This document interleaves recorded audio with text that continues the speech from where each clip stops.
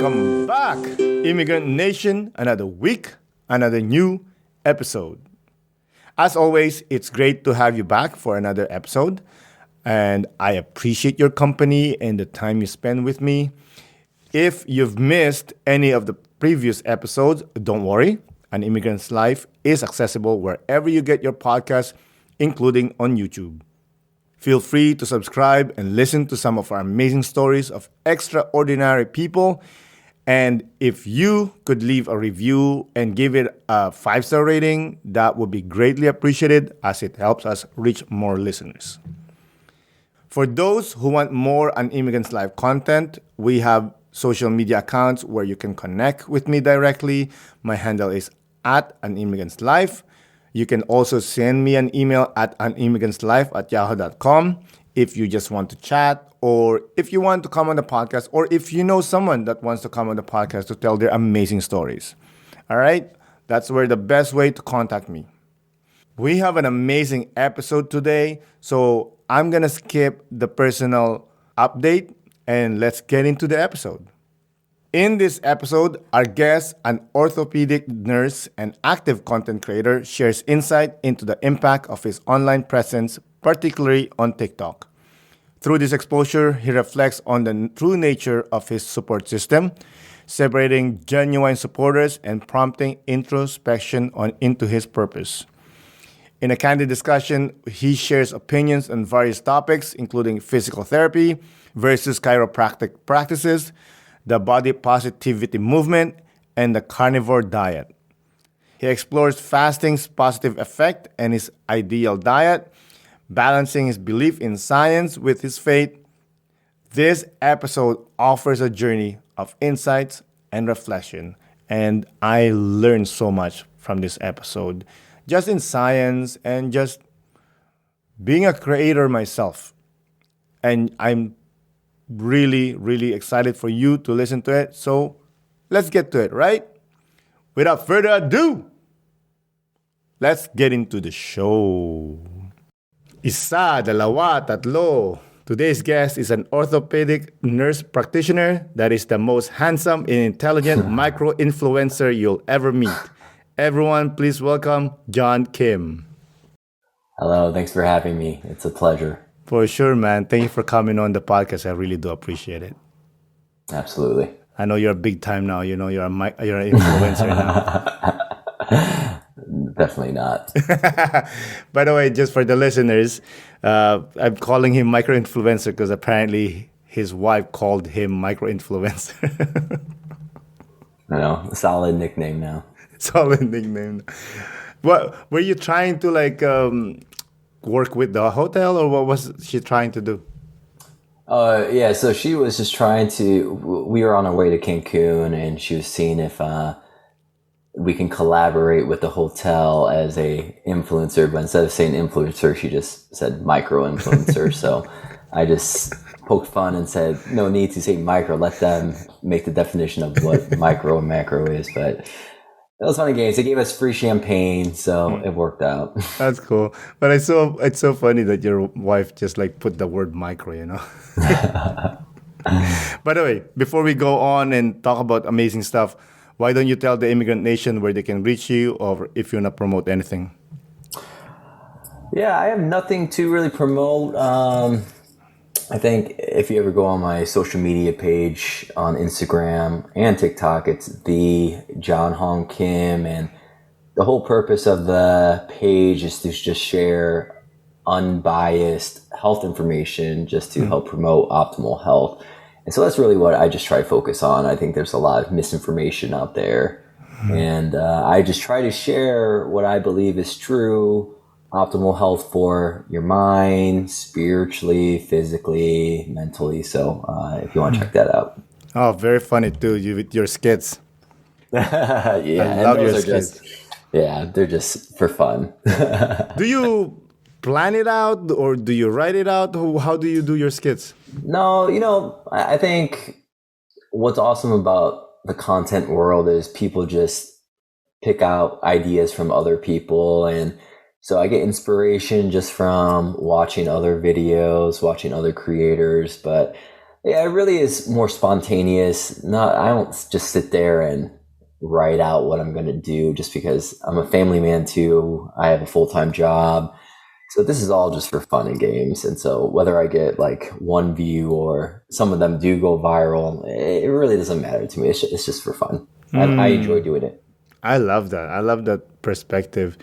When you started, video recording yourself, did you get any grief from your family and friends? Yeah, I think when you expose yourself in that way, there's always this sense of like, oh, people are going to make fun of me. My reputation's going to be different. But I think when I committed to this, my mentality was, do it for yourself. Don't care about what other people think, because at the end of the day, if you enjoy doing it, you're passionate about doing it, that's all that matters. And, it's sad. I've seen, old friends unfollow me because they don't want to see my videos, or they see that I was building traction. And so you see who really supports you and who really doesn't support you through it all too. So it opened my eyes in many different ways, but I think it also, just putting yourself out there, it helps build character as well. So I enjoy doing it. Yeah, it's scary. Oh yeah, absolutely. Like when I remembered my first episode, I was shaking, like literally shaking while I was recording, and it's hard. What I just thought of was like, this is what I want to do. I don't care what happens. Exactly. I think you just got to take that leap of faith. If it's, you have a vision and a purpose with it, there are always going to be haters, but then you'll also find very strong supporters through it all. And so I've had some amazing comments. I've had some negative feedback, but I think I just learn from that and try to grow from it. And I just take everything with humility. Like, again, I'm just your average Joe. Like, you're a micro influencer, right? And I think at the end of the day, what I try to stress is, if one person can take control of their health just from one of my health videos, then, it's worth it to me. So I feel like if I can make a difference in a person's life here and there, then I'm fulfilling my purpose. Mm-hmm. How do you deal with the hate or the negative comments? Yeah, I think at the end of the day, you just can't let it get to you, because you can write anything you want behind a computer. And, haters, at the end of the day, they just want to get an expression out of you or a response from you. I think if you don't feed it, then they can't do anything. You don't give them any kind of advantage at all. So I see it, I ignore it. It doesn't bother me. Obviously, if it was like personal friends who are doing it, it'd be different. But if it's strangers attacking me, they don't know who I am. They don't know my purpose in all this. And so I ignore it. I love that. Tell us about your background, where you grew up, your childhood. Yeah, so my parents are Korean. My dad's actually a pastor. So they were immigrants from South Korea. They moved here to America, obviously, just like any immigrant family, for the American dream, for more opportunity. So I was born in Chicago, and I lived there all the way till 6th grade. And then I moved to St. Louis because my dad started a church in St. Louis. And so my middle school, high school years, I was in St. Louis. And then I went to the University of Illinois, studied nursing, and then I worked in the hospital for a couple years, and then went back to grad school to become a nurse practitioner. And later on, I went to get my doctorate in nurse practitioner as well. And then now I teach at the University of Illinois, and I work full-time at this clinic called Christie Clinic, sports medicine orthopedics. So you're a professor at the university? Yeah, so I'm just an adjunct instructor. So I teach a lab. I used to do a little bit more, but time-wise, I just don't have much time. But so I'm affiliated with the University of Illinois nursing program. You mentioned that your dad started a church. I find that interesting. Like, did you just move there and said, "I'm gonna start a church," and just start calling people? How does one start a church? Yeah, in Chicago, after he finished seminary, he basically started a church, like a family church, where like cousins, family members all joined, and then by word of mouth, people started coming. So that's how he built up his church in Chicago. And then in St. Louis, one of the pastors left, and they had heard about my dad, and so they asked him if he would be willing to move and to take on the pastoral role in St. Louis. What kind of church is it, by the way? Korean speaking. We're Presbyterian. He's now retired, so he's now a missionary in Seattle, but it's Korean speaking adult congregation, and then you got like the 1.5 generation kids where they speak Konglish, so part Korean, part English. So the youth group and Sunday school was a hybrid, a mix of people who spoke English and Korean. How was it growing up as son of a pastor? Yeah, I think a lot of eyes are on you, right? Reputation really matters. And so I think growing up, there's a lot of pressure to just morally look good on the outside. And I think statistically, if you look at a lot of these pastors' kids, they end up growing up very rebellious because of that. But I think my mom and dad just did a great job at raising us and just stressing to just be who you are, just really work hard, and I think this theme of don't care about what other people think, like you do you. I think in the Asian culture, there's always a lot of comparing, like why aren't you like so and so? Why can't you be as talented? But my parents never stressed that. They just stressed, be faithful to your calling, be faithful to God, be who you are, and God will take care of the rest. I guess you're always at the church, eh? Yeah. So even on campus here, I'm heavily involved in the leadership at our church, and even in some of my videos, I try to mix in some spirituality here and there just to show who I really am. Does that get traction more, or do you get more negative comments with that? It's hit or miss. I think overall people respect, as long as it's not being shoved down people's throats, they respect, if you're passionate about a religion or if you have a spiritual purpose. So I think in general, it's been mostly positive feedback. Nursing is difficult. What made you decide to take on that career path? Yeah, I think for me, I've always wanted to do something where it can make an impact in people's lives. I never saw myself like, because I was thinking about finance for a while, and that was actually my initial major. But I couldn't see myself for my whole life sitting at a desk on the computer, really not making an impact in people's lives, maybe in their financial aspirations or whatnot. But I think as a nurse, because I've been in the hospital a couple of times for orthopedic surgeries. I've tore my meniscus in my knee. I've had ankle surgery. And I think the impact, like even good nurses made on me, it made me realize you can really make a difference in people's lives holistically just by being a compassionate nurse. And I think for me, I just don't think there's any other calling as great as a healthcare provider, because you are really there at people's lowest points of their lives. And so I think just the opportunity to make a difference really inspired me to go into healthcare. Why did you choose nursing over being a doctor? Yeah, it's interesting. When I first even considered going into nursing, my roommate at the time was in pre-nursing, and this was like 10 plus years ago, when I don't know if you saw Meet the Parents, but it was very stereotypical for men to go in nursing. And so even when I talked to him, I was like, I didn't know males actually go into nursing, because I was also thinking about physical therapy at the time. But I think for me, even when I look back at the times when I was in the hospital, it was the nurses that I built a relationship with. Like the doctor would be in and out. They would just check up on me and they're like, okay, you're good. So it was very superficial, but the nurses, it was much deeper relationship.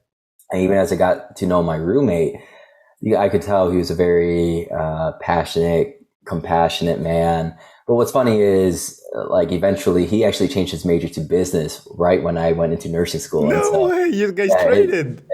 We just traded, and then I just stayed committed to it, and I have absolutely no regrets now.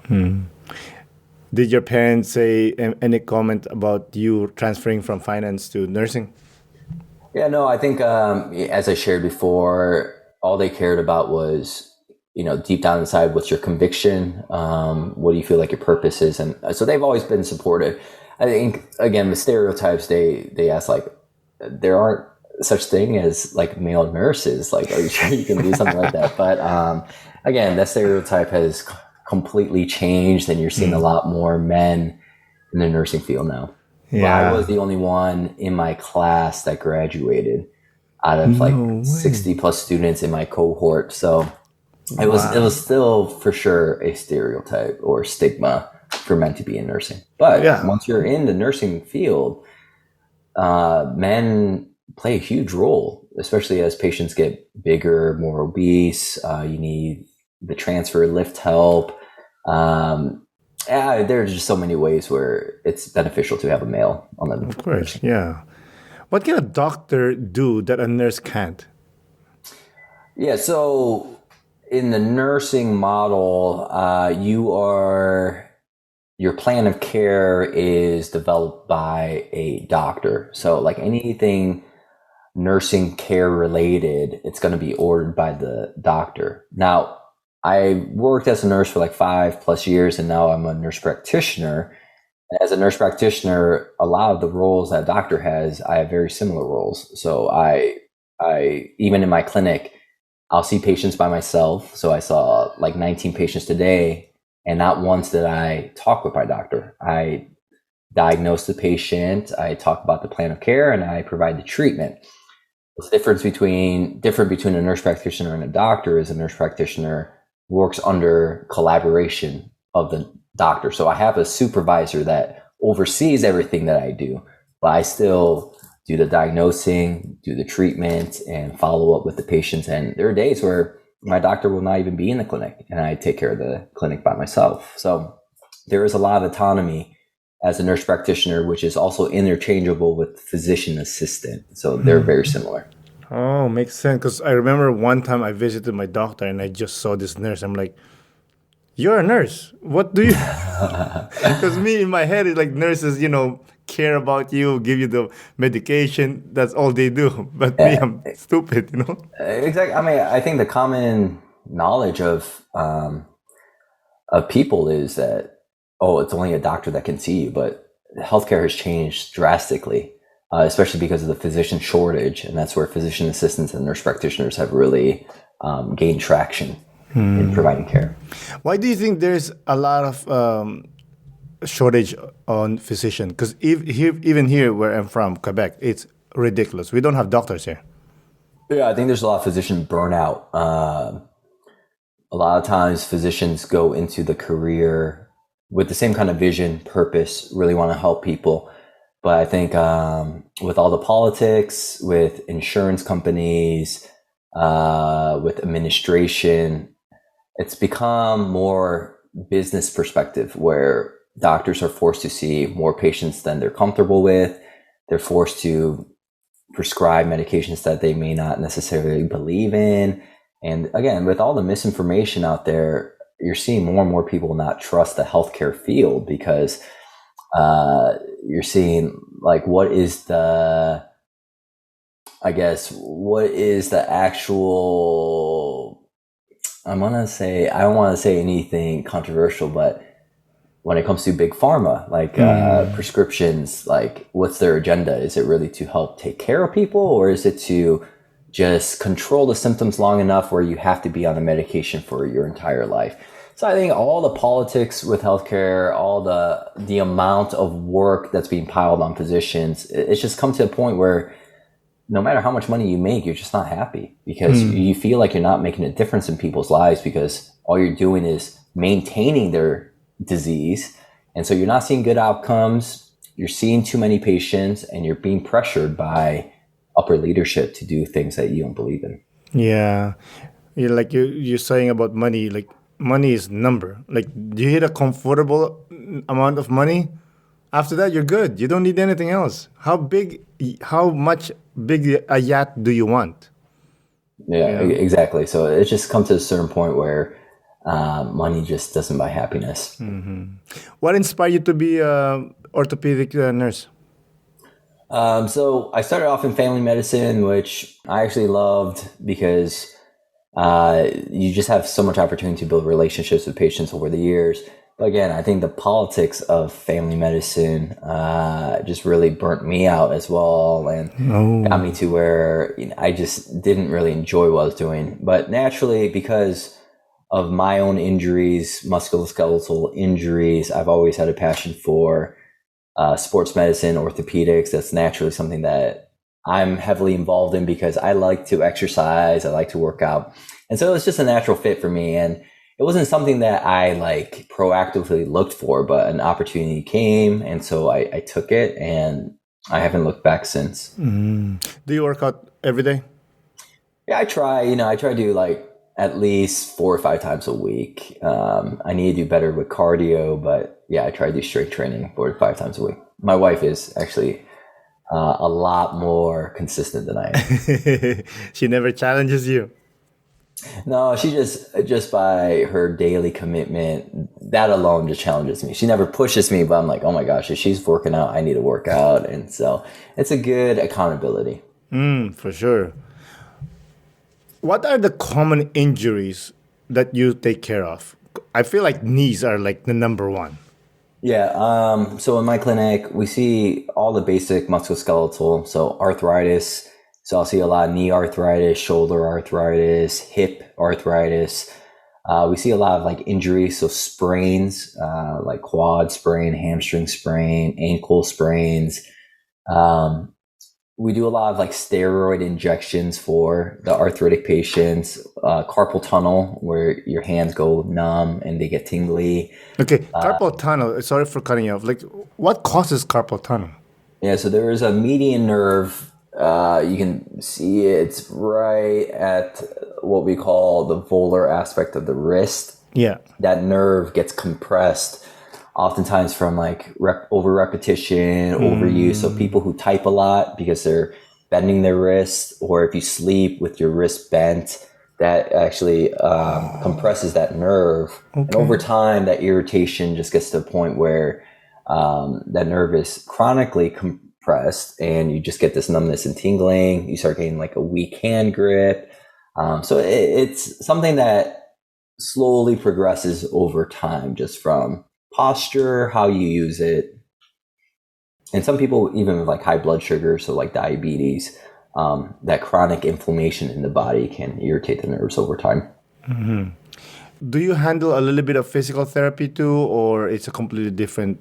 Yeah, so it's a completely different department. I have nothing but respect for physical therapy because it's a very effective conservative treatment. And so we work very closely with our physical therapists. I'd say 60% of my patients I'll refer to physical therapy. And oftentimes too, insurance companies would like to see patients do something conservative like physical therapy before you're able to be more aggressive with their treatment. Yeah, I love PT, man. I get injury all the time. I have injury now. I'm just like, whatever. Getting old and stuff with knees. I played basketball a lot when I was younger, I know you play basketball too. Ankle sprain, the worst. Oh, yeah. For sure. I have my kid just had a high ankle sprain. He played he played the tournament over the weekend, and one of the players fell on his leg. Ugh. Yeah. I mean, that's the thing. Like, I don't play as much basketball anymore because everyone my age is now tearing their Achilles and their ACL, and so I'm just very careful. Yeah, me too. I mean, stretches. Don't do anything extra. Exactly. Once a week maybe. I haven't really played. I coach my kids basketball, so I don't really have time. Yeah, that's awesome. Yeah. In your opinion, what makes healthcare such a significant calling in life? So, for me, like talking to some elderly patients when I was on the nursing floor, some of their biggest regrets, because I'll ask them deep questions, and a lot of these patients are on hospice or what we call comfort care, and I'll try to pick their brain because they're much older than I am. They live life longer, and oftentimes a common theme I'll get from these elderly patients are don't take your health for granted. Because without health, you can't enjoy life ultimately. Like for a lot of them, they suffered through chronic health diseases because of the choices they made. And so after retirement, instead of enjoying the end years of their life, they're just in and out of the hospital, a lot of complications with disease. And so the common theme really is, I regret not taking care of my health, because your health is everything. Like even when it comes to your mental capabilities, like you see a lot of Alzheimer's and dementia, and a lot of these can be preventable just by how you live. And so if people could go back in their lives, oftentimes what they say is they would have prioritized their health a lot more. And so the healthcare industry plays a huge factor. It has a huge influence. I think oftentimes in America, we're going the wrong way because we really prioritize specialties instead of primary care and primary prevention. And so everything is about money and what makes the most money by doing the most amount of procedures, by getting people sick enough where they have to have multiple hospital visits. So there really is no emphasis on primary prevention, which it's really sad, because then healthcare is more of a business rather than trying to help people. For sure. Oh, this is what I want to ask you. Chiropractic, is this science? What is like? Yeah, so I think it's very controversial. What I tell my patients is, oftentimes, if you have a personal relationship with a chiropractor that you personally know, I think it's fine to get different manipulations and to get adjusted. But the model of chiropractor tends to be, keep following up so you can get adjusted, but there's no teaching or there's no training on how to get your body back into alignment and keep it there, right? It's all about keep coming back. And so there's no education. But physical therapy, they can do the same thing. They can adjust, they can manipulate your body to bring it back to alignment, but then they focus on the exercises at home and really keep that accountability so that you don't re-injure, but you can prevent injuries in the future. And so that's kind of the main difference. Again, I think chiropractor, it's more business model. Like the more they can see you, the better off. But physical therapy, it really is the preventative factor. Yeah, I completely agree. I've been to both, and I've been to a chiropractor, and hey, don't get me wrong. When I'm there and he does the cracking, it feels so good when I leave. But like you said, there's no end goal. Exactly. It's always like, oh, come back. I'm like, no, dude, I wanna get better. Yeah. I wanna get rid of this thing. And oftentimes they stretch their scope of practice. I think they practice more aggressively than they should based off their education. And so ultimately, I think there's a lot of medical claims that they'll make that aren't backed by science and by research. And so I think it's just, again, are there good chiropractors out there? Absolutely. But I think there's a lot that are just really focused on the money. And Yeah, 100%. That's the first thing I've noticed when I went to physical therapist. I had a problem with my shoulder. I had a small rip, and I went to a physical therapist. And yeah, he told me what happened and what to fix it, and it worked. And then I had a sciatica. I went to a chiropractor, and he just cracked me and cracked me and cracked me. Like, yo, when is this gonna end? I need to know, Yeah.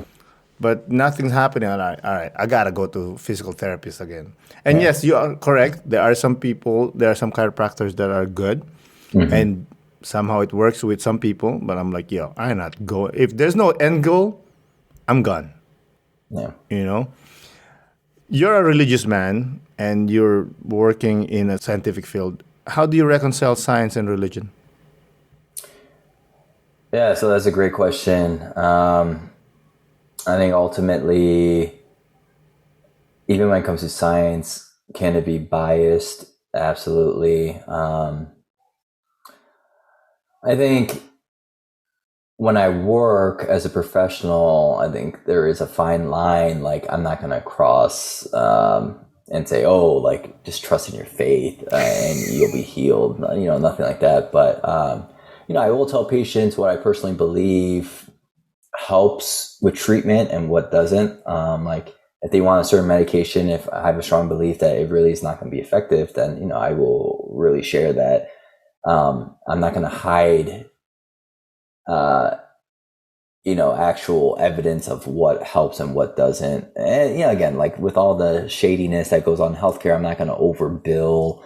I'm not going to write in my documentation that I did something that I actually did not. So I think when it comes to integrity, that's probably going to be the most important part with working as a healthcare professional in my faith. And again, when it comes to the science, I really just try to focus on what does the unbiased science say. So I don't want to go with like what the public says and what big pharma pays researchers to do, but I just really try to focus on, okay, as a healthcare provider with an unbiased opinion, I'm just going to try to give the best healthcare I can give. Have you heard about that guy, Dr. Joe Espenza? It sounds familiar, but I'm not sure. Yeah, he's like a chiropractor that healed himself, just thinking positive. Yeah, I mean, so stuff like that, like radical stuff like that, it could have happened, absolutely, but I think it gives false hope, claims like that. So I try to steer away from that kind of stuff. Me too. I've met people that are like, yo, dude, he's mind changing, life changing. I'm like, okay, how did he do this? Oh, he's lying on his bed in the hospital and he just started thinking about it. I'm like, bro, I've been thinking about $1 million. I still waiting for that $1 million. You know what I'm saying? I was like, no, I'm good with that. By the way, one thing I love about your Instagram account is like how you educate people. And you say, like you said, unbiased health and science opinions. Speaking of that, what's your opinion about rice? Because Asians, we love rice. Yeah. I think anything in moderation can be included in a healthy and balanced diet, right? I think the problem with Asians is when you look at your plate of food, the rice tends to be the majority of the plate, or like the bigger portion of the plate. And it really needs to be opposite. Like your protein source should be more of the bigger portion, like your veggies, your fruit. But when it comes to grains, I think ultimately it also depends on your fitness level too, because like runners or people who work out a lot, like the carbohydrates from the grains can be beneficial. But if you are more sedentary, as Asian people, we are more sensitive to blood sugar spikes than like an American would be. So gaining 5 pounds for an Asian is much more detrimental to your health compared to an American who gains 5 pounds. So I think that's why you see a lot of diabetes even in Asians, because we tend to eat too much rice, and if you're not exercising on top of that, I think that's difficult. Okay, I've heard of this, that Asians are more susceptible to diabetes. Is that because of our DNA or? Yeah, it's genetics. The DNA of us, Americans can handle a little bit more insulin sensitivity, but as Asians, that's why, again, like a 5 pound weight gain on Asians would be highly more detrimental than an American person gaining 5 pounds, because of how it negatively affects our bodies. And again, genetics, DNA all play a factor into that. So why would God give us the love for rice and do that to us? Well, I mean, like, I think you see like the blue zones, like Okinawa, Japan, they eat a portion of rice every single day. And so it's not rice being the enemy, but it's just what is the balance of food that you're eating? Because on top of the rice that Asian Americans are eating, we're also eating a lot of processed foods. We're drinking a lot of sugary drinks. So I think it's just accumulation of everything. So it's not rice is the enemy, but it tends to be like, just overall, when you look at a snapshot of our diets, it's just not healthy these days. Just don't overdo it. Exactly. I think if you eat in moderation, like I love rice. So do I avoid it? No. I mean, rice goes with everything, right? So I just make sure that it's not like the majority of my plate, but it's more like a side dish. That's what I treat it as. Speaking of Asian, the deep Asian squat, is this real? Like the kimchi squat? I don't know what you call it. Like, I guess I call it deep Asian squat. You know, like Oh when yeah, no, you, I mean absolutely. I think they call it the kimchi squat because when Asians make kimchi, they're really on like low level and to like mix the kimchi and all the ingredients together. But I can't do it. My ankles are very stiff, so I don't. I do it all the time, every morning. Every morning, I'm like, I got that. I got this one. Yeah, it's great. I mean, I envy anyone who can do it. Yeah. My hamstring are not the best, but Yeah. kimchi, squat, I got that one, you know? You're very focused on health and all this stuff, and you seems like a balanced human being. What's your opinion about this body positivity movement? Yeah, I think there's pros and cons, right? I think even in the food industry, there's more and more people who are saying like, oh, processed foods or sugary foods, they can be a part of a healthy diet, and we should stop canceling people who eat that kind of stuff. Which, I love the message, but ultimately, when it comes to health, it really is black and white. Ultimately, like body positive image, it's a good thing, and we should embrace all body types. But what research shows us is the bigger you are, the more abdominal fat you have, the more sedentary you are. Health doesn't care about your body image or what you think about your body image. But if you are bigger, if you're obese, if you're sedentary, this is going to lead to disease. And so I think this movement can be dangerous because we're saying accept every body type. But ultimately, if you are overweight, you're at serious risk of disease. So I think it's not maybe mentally it could be a good movement, but physically these people are going to suffer if we support it. Yeah. Obviously, there's a good thing, like you said, there's a good part and a bad part about it. The good part is like giving people confidence. It's a big thing, you know? Exactly. But to say like I'm fat and I'm healthy, yo, no.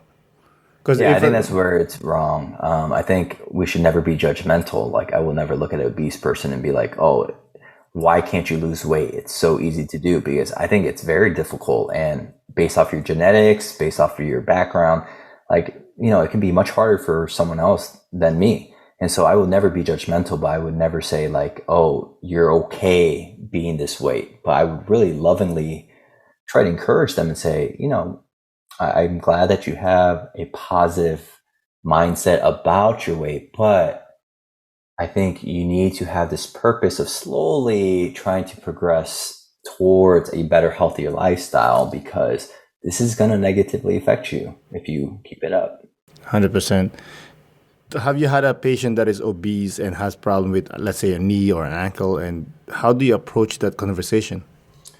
Yeah, absolutely. I think, again, a lot of knee arthritis, hip arthritis, you lose 1 pound and that's like 10 pounds off your knees.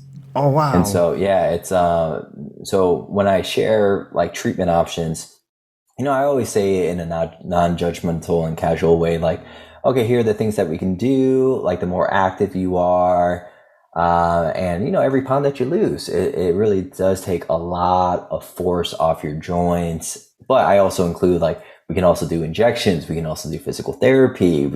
So I list everything that you can do. So I never say like, oh, you need to lose weight. Like, because you have to start doing that.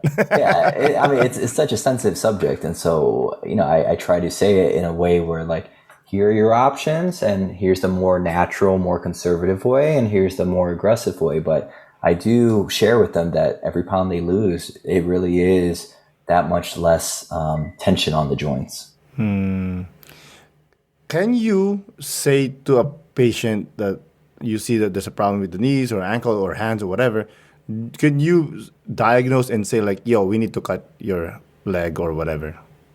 Like amputation? Yeah. It's rare, only like if they have an infection in their bone. Again, so a lot of diabetics, they're more at risk for infection. And once the infection travels from the skin all the way deep into the bone, one of the treatments, if antibiotics don't work, you have to amputate because then they can travel further. And so, do we see it? Yes, it's more rare. Some very bad complications of like knee replacement or hip replacement is you get an infection in the prosthesis and then it travels into the bone. And so to stop the infection, you have to amputate. Again, it's more on the rare side, but if you have a lot of comorbidities like diabetes, you're obese, metabolic disease, metabolic syndrome, all these things, right? It can increase your risk that you would have some kind of infection like that. What's the worst case you've ever dealt with? In orthopedics, Yeah. I've seen an amputation because of a bad infection. There's also been like an infection that has spread into the bloodstream, what we call sepsis, and patients have died. Yeah, so it happens. It's rare, but it can definitely happen.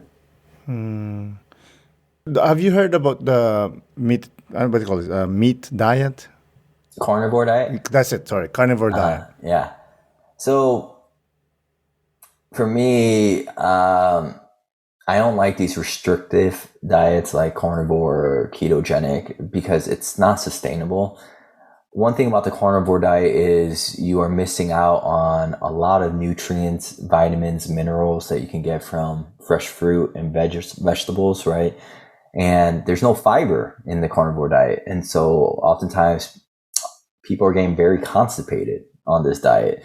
So I tend to focus more on a well-balanced diet. So my go-to diet is the Mediterranean diet because it gives you, you can eat meat in moderation. You have your fresh fruits or vegetables or whole grains, eating a lot of like omega-3 rich foods like fish. So yeah, I don't like these restricted diets because it's hard to sustain long-term. And we don't know based off of research, long-term effects of these kind of diets. But to just eat meat all the time, like it just doesn't sound like it can promote optimal health when fruits and vegetables play a big role. Yeah, I'm like sounds cool, but I love meat, but I like rice on the side or a little bit of veggies or whatever, Exactly.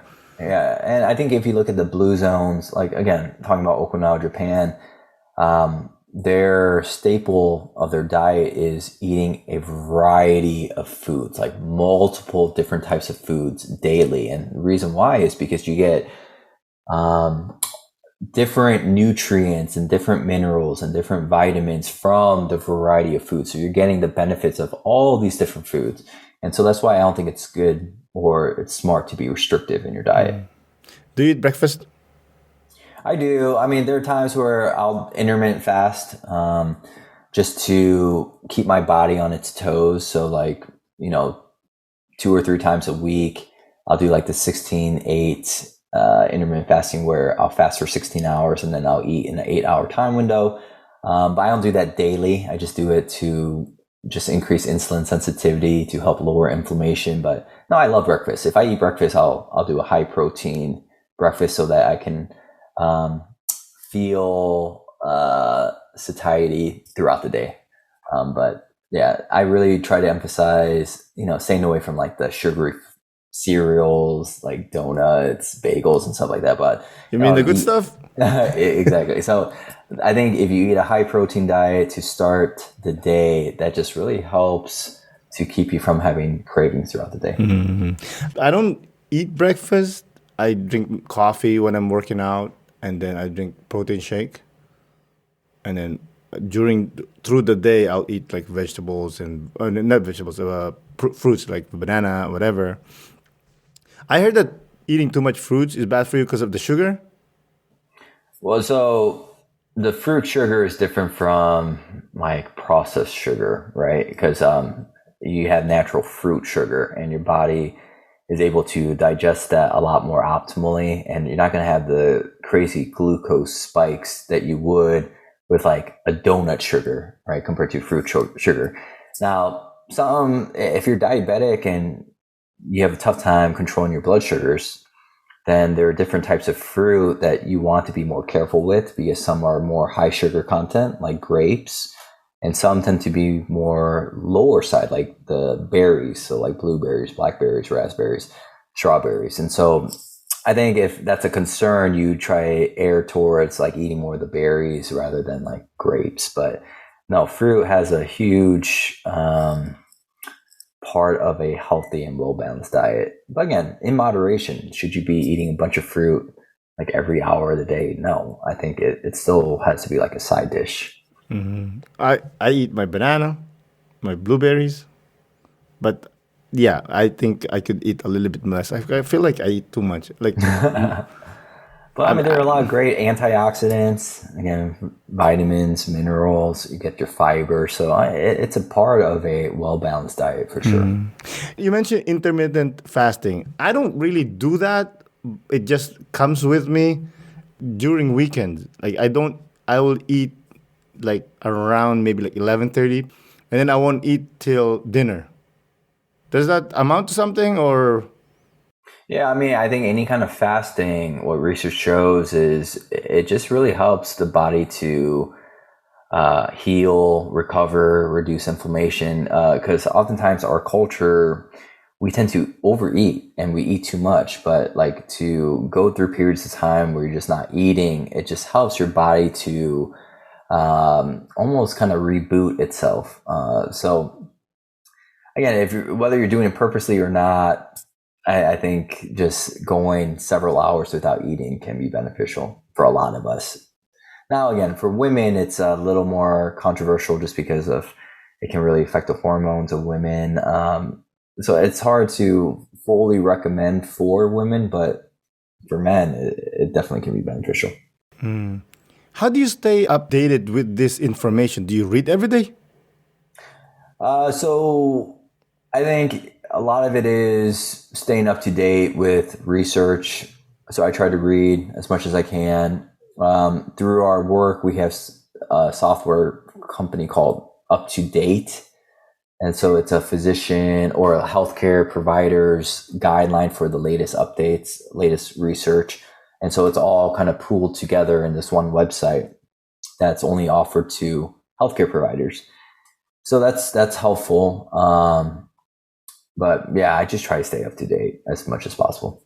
Yeah, of course. You don't want to be like talking about, smoking is good for you, you know, like you're old school.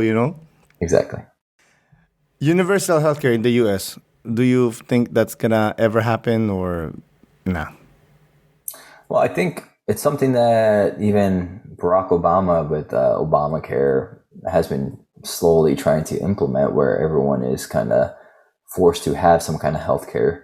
Um, I don't know. I just think here in America, we have a lot of flaws in our healthcare system. I think in Europe, what you see is even when it comes to how much providers get paid, I believe primary care actually gets paid the most, and then specialties get paid less. But it's complete opposite here. It's specialties get paid the most, and then primary care gets paid less. And so I don't know. I think it also depends on who becomes president and the agenda with that. But at the end of the day, it's like whether you have healthcare or not, it's a freedom of choice as well. And so I don't think it can be forced upon anybody, but I do believe the majority of people would want some kind of access to care, because there are many who don't have any kind of access to healthcare. Of course. You're a busy man. How do you balance your life with all this work and church and all that stuff? I think it's about being disciplined. I think a lot of times it's easy to just be lazy and scroll through social media or like binge watch on TV. And so it's just about waking up with a sense of purpose, having a schedule, and trying to stay committed to it. It doesn't mean like I don't have fun, right? It's just a matter of like when I'm working, I 100% try to work. When I'm resting, I try to 100% rest. When I'm trying to have some time off and enjoy myself, I try to do that 100%. So it's just every time I'm doing something, trying to stay focused on that. But yeah, I think waking up early and sleeping early is also helpful too, just to make sure that I have enough energy to do everything that I need to. How many hours do you sleep a night? I try to get 7 to 8. I think sleep is a high priority just because of the research. Like if you're not sleep, you can do everything right, but if you're not sleeping well, you're just canceling everything out. And so I really try to live out what I preach, and everything I say on social media is things that I believe are very important if you want optimal health. Of course. Do you journal? No, one reason why my handwriting is so bad and I like typing out things, I think if something inspires me or something really speaks to me, I'll type it in my notes on my phone and I'll look back at it. But no, I don't really journal. I think it's great though. I think there's a lot of good research on journaling, but yeah, I just don't. I did that last year. I lasted I know, you know what? I did all right. It's just I got sick and then I just lost momentum. Yeah, it's hard. It's hard to build healthy habits over time, for sure. Yeah, but I was doing it right every night. Every night I do it. It's like a 5-minute journal thing. Get it done. And then I got sick. I'm like, screw this. I'm not gonna do it. And then I lost momentum, and I'm like, you know what? End of the year, fine. Because I usually make 10 goals every year. Yeah. And I'll just follow that, and I'll grade myself every month. Yeah. How am I doing? 2023 wasn't good. I got sick a lot. Yeah. I was like, man, that sucks, but whatever, You said handwriting. Why are doctors' handwriting are horrible? I have no idea. I think we're just always in a rush, and so we can't take the time to actually write out everything. I also blame it because I'm left-handed, and so when I write with the pen, it just smears. Yeah, my handwriting is just awful though. You're left-handed? The hand of the devil. You write like the devil. I know. I eat with my right hand, but I write with my left. So really, that's cool, man. I saw that you're a founder of CU Wellness program. What is that? Yeah, so that was so me and a physical therapist, we actually started a health wellness program here in Champaign through his physical therapy center, where we incorporate both exercise under physical therapy supervision and nutrition and diet under supervision of me and one of my nurse practitioner partners. So it's something that we don't do anymore. It lasted for a few years, and then he moved to Chicago and we slowly eased out of it. But it was just a community wellness program that we did to see if the supervision of diet and exercise together, like what that can do for people's health. And, it did bring a lot of change. Like these people's blood work, you see a lot of their cholesterol levels go down. You see their blood pressure go down. They're more active. Because oftentimes people want to exercise, but they don't have the means or they don't have the education on how to do it in a safe way. And so having the assistance of a physical therapist just to watch your form when you exercise and when you work out was very beneficial. Then just knowing what you're supposed to eat and what you're not supposed to eat. So having that coaching just helped benefit these patients. Mm-hmm. You've achieved so much. Do you still have goals? Yeah, I think ultimately, at the end of the day, again, I like to study the blue zones, and a lot of these people who live to be past 100 years old, they never stop working in their lives, right? I think what happens a lot of times in retirement, people lose passion and lose purpose. And so I think for me, I'm always trying to be what's called 1% better, right? So it's all about progression. It's all about being a little better than you were the day before. And I think that's what keeps your brain active. And that's what keeps you going, gives you energy, gives you a sense of purpose. And so I never want to remain stagnant where I'm like, okay, I'm pleased with where I am. Because the moment you do that, you start losing purpose and you start losing vision in your life. And so I think for me, I'm not seeking perfection, but I'm always looking for how can I progress? How can I be better? Whether it's be a better nurse practitioner, healthcare provider, be a better dad, be a better husband, be a better, son of God. And so I'm just looking always for ways where I can improve. Yeah, 100%. John, I think we're there. I really appreciate your time. But before we close out, do you have any last remarks or anything you'd like to say? Uh, I think for me, I will say even like when it came to social media stuff, I started it as a joke, but I think everyone does have a voice, and there are always people who are wanting to hear like a fresh, authentic voice out there. And so, if you're passionate about something, put yourself out there, have a vision and purpose for yourself. And I believe just by faithfully doing it on a day-to-day basis, like you're going to see fruit. And so if anyone's discouraged or anyone feels purposeless, just, dig deep, find out what you're passionate about and what you want to do, and, go for it. Because again, there's so much opportunity out there. It's just putting yourself out there and being disciplined to go and get it. Beautiful. Again, John, thank you so much for coming on the podcast. I really do appreciate it. Absolutely. Thanks for having me. Have a good night. All right. Have a good Bye. night. Thank you. Bye. Again, John, thank you for coming on the podcast. I really do appreciate it. Thank you, listeners, for listening. This is Aaron Del Yosa for An Immigrant's Life. I'll see you guys later.